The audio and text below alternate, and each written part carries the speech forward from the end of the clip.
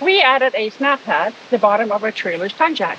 Solidly constructed from heavy rubber, the pad creates a much larger contact surface for the jack and really seems to provide more stability.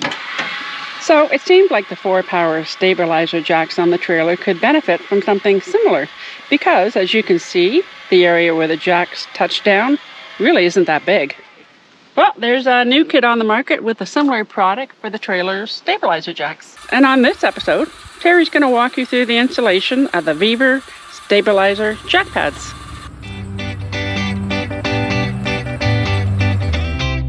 We are Terry and Cindy O'Keefe, and we've been camping together for more than 45 years, and we invite you to join us as we share our latest RVing experiences and adventures.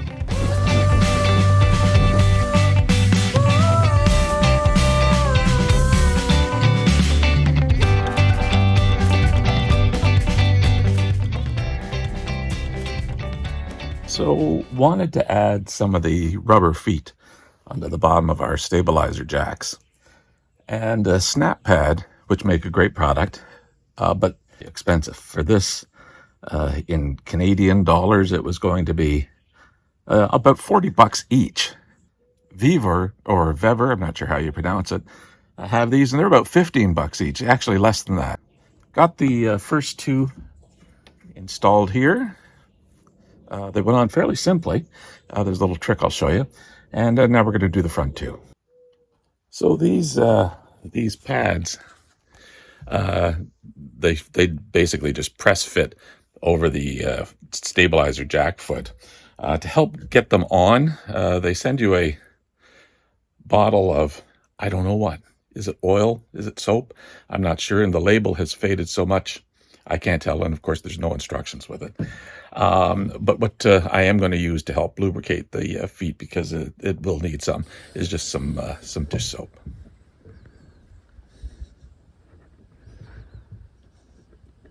Because my driveway has a slight slope to it, when the feet go down into these rubber shoes, this edge is going to hit before this edge, and it's not going to want to pop in. So a little piece of 1/2-inch wood underneath this side will help press it into place. Okay, I've got that as square as I can, just eyeballing it.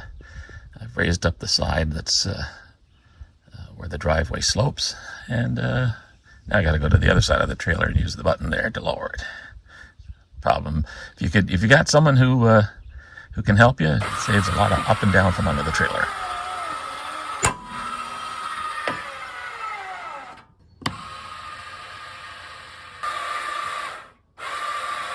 And just because the side that actually had the wood is the only side that popped in, I've just moved the wood to the other side. We'll try that. Hopefully that's going to work. And as you can see, that little block of wood did its job and helped everything get seated. Yep.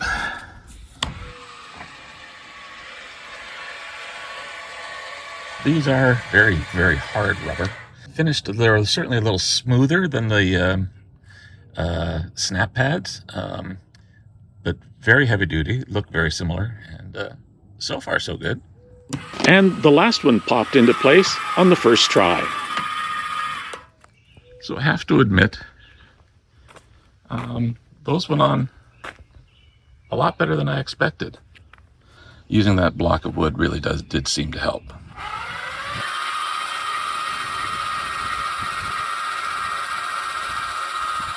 So this isn't in any way an endorsement of these Vevor Stabilizer Jack feet pads.